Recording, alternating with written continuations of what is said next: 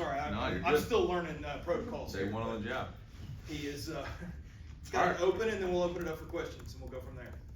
Yeah, today concluded fall camp for us. That was 18 practices. We had 3 goals going into fall camp. Number 1, it was hard. Number 2 was embrace your role, put the team first, and number 3 was believe in us to become the team of teams. Number 1, by a measuring stick, this was the hardest camp that we've had since we've been here. Combination of heat, good on good periods, number of live tackling situations, and I think our guys really responded really well. Just finished a 2-minute, 4-minute deal out in the stadium in the heat. Very impressed with the energy those guys had, the effort they had, and so really proud of them for that. 2 was embrace your role, put the team first. The last couple of days we've made some adjustments, started using some show teams. Guys had to get used to it. I thought the effort's been extremely well on both sides. I think our show teams are going to give us a great advantage because of the way the guys are playing with great effort and the talent they have on both of those. And this is the deepest team we've had.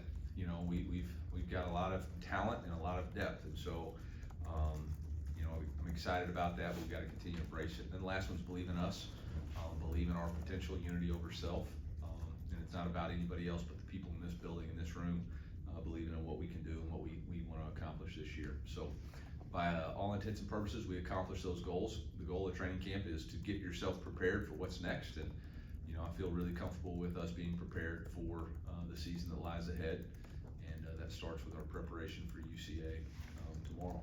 So with that, I'll take the first question on the quarterback. Somebody's got one. Guess not, never mind. Okay, asking questions. I guess I'll be the one to do it. How do you evaluate Bo and Sam's entire fall camp, I guess? Yeah, it's been something that's kept me up every night and keeps, wakes me up in the morning. I think those guys have played really good, both of them really well. In fact, the 2-minute, 4-minute just kind of sealed it in my mind, like, my gosh, these guys both can play at a high level and win. So what that means moving forward, I don't know yet. I just got off the field today, but we'll start UCA prep tomorrow, and we'll have a decision and talk to both those guys here in the next 24 hours about what we're going to do and make sure the team's comfortable with the plan moving forward, and we'll let y'all know. Well, you mentioned how difficult it'll be to tell one of them that, the other one is the starter. With how good that they performed in fall camp and how much effort they put in, how much more difficult does that make it? Yeah, you wish it was easy and that there would be, something definitive that you could point at and say, hey, this was the reason why, but that's not going to be the case. So we'll figure it out from there, and that's what they pay me to do.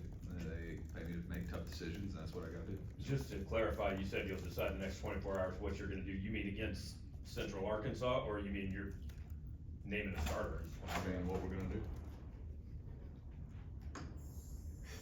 Oops. Okay. Well, given what Bo's role was at Penn State last year, is there a world in which you both have a regular role for you? Y'all are into hypotheticals now. So we'll know in 24 hours what we're going to do.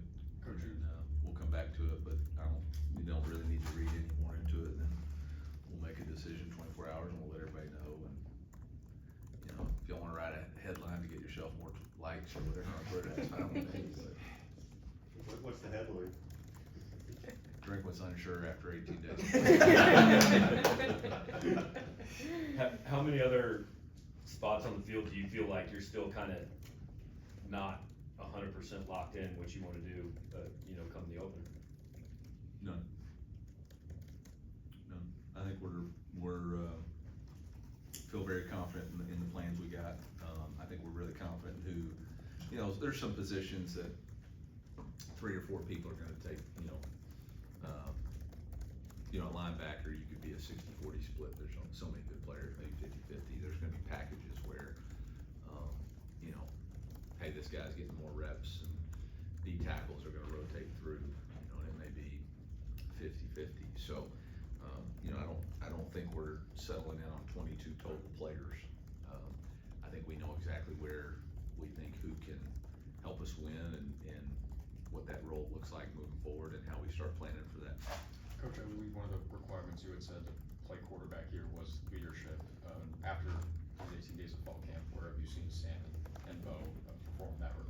Yeah, I thought I challenged them after Saturday's scrimmage, and I think, man, they've been really the best they've been the past 3 days. You know, even yesterday, we were doing an end of game scenario, and Matt threw a game-winning touchdown to Mucky, and the first two guys in the end zone celebrating were 21-9 racing down there. So I think those guys have displayed a elite level of leadership, and the last 3 days really embraced it. It's quit making it about them, make it more about the team, and I feel very comfortable with both those guys.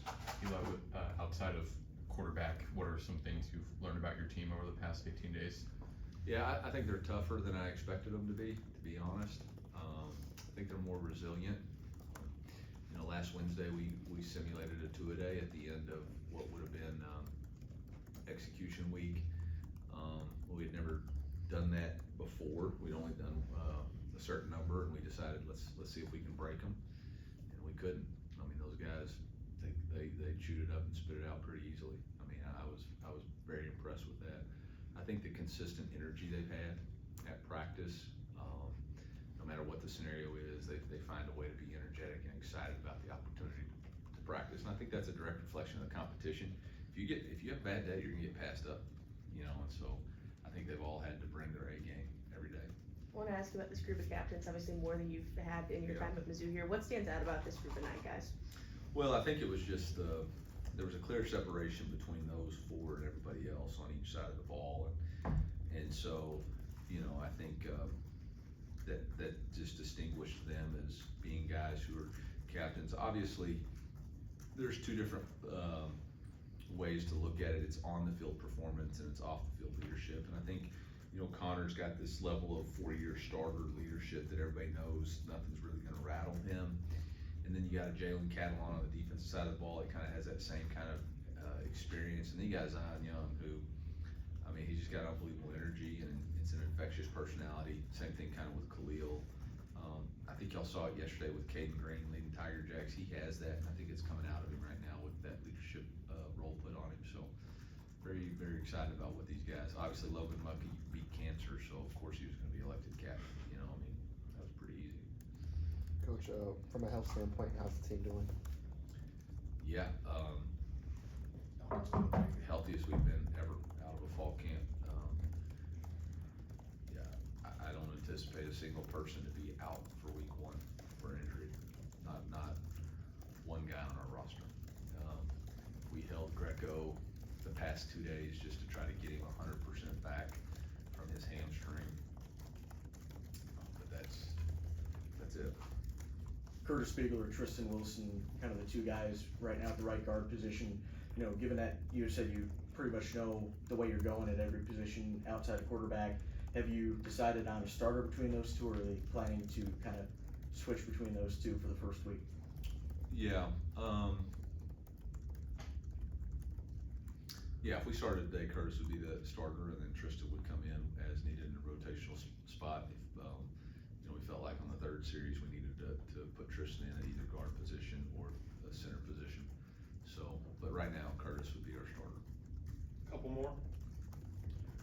We saw a drill with the wide receivers blocking today in practice. How did you feel that went in overall? How do you feel about, you know, the blocking right now from the wide receivers and skill position players overall? Yeah, we call that perimeter drill, which is just inside drill for the perimeter side of the play. We do that every Toughness Tuesday. You know, we expect our box players to be tough and physical on the inside and run the ball and stop the run, and we expect our perimeter players to be able to set edges. We expect our wide receiver players to be able to block edges so that we can stretch the field 53 1/3 yards. So, you know, I was more involved in the BPU side of it, so I wasn't really paying as much attention to the field, but we'll watch it and evaluate it. I think in the past, I mean, obviously, I think we do a really good job blocking on the perimeter. I think that's something that Coach Peeler's always emphasized. Obviously, Ben Johnson emphasized it a little bit more, and Luther's kind of shined at it the last week, but I'd argue that he's had some really good blocks for us here too, so it's not something new to NWO. Got time for one more. Coach, number of transfers. We'll go with two. We'll go with two. 2 more? Both. Gotcha. Number of transfers expected to play a big role this year. Just how would you describe the culture to this point that you've built here for guys to come in and immediately accepted and know what this is all about? Yeah, I mean, I think that's a deeper question than probably I can just answer right here. I think the first thing is it's a brotherhood. So when anybody walks in, you know, there's trust and respect between coaches and players. And so I believe our team trusts our coaching staff. So when they bring somebody in, there's going to be an instant amount of respect given to them. Trust is earned through competency and character. But there's a level of respect that's going to be given to anybody that walks in this building because they believe that our coaches are going to pick guys that align with the values of our program. The second thing is we have an always compete mindset. So what we bring in is inconsequential to your race and what you're trying to do every single day to be the best version of yourself. And you know, if we bring in a transfer, that doesn't mean we've promised them anything. It just means we've given everybody an opportunity to compete. So I think it takes a while to create that trust. And I, for one, didn't do a great job early in my tenure here creating that trust with the locker room. But I think over the course of the last 4 years, I think there's been a consistency to our approach, and I think there's been more trust and respect built. And then it goes back to core value number one, which is always compete. So I think guys know they get a fair shot when they come in and transfer, and I think the guys that stay know they get a fair shot. And I think that when the guys come in, they feel a sense of respect from the locker room that allows them to grow. Just with Jude James, can you talk about how he's built off the sprint he had, and then how much more flexible can that make an offense when you have a guy that is capable of blocking and receiving like that at tight end? Yeah, I think Jude's had an outstanding camp. He's been a guy that you can count on from special teams to a tight end role, to an H-back, to a fullback. So he gives Coach Moore and the offensive staff a lot of flexibility about how you want to utilize him. But I think the biggest contribution he's going to, I think he'll be a starter on 3 or 4 units in special teams, and you know, really embraces his role, and we'll do an excellent job with that. So. All right, thanks, Coach. Appreciate it, Coach. Thank you.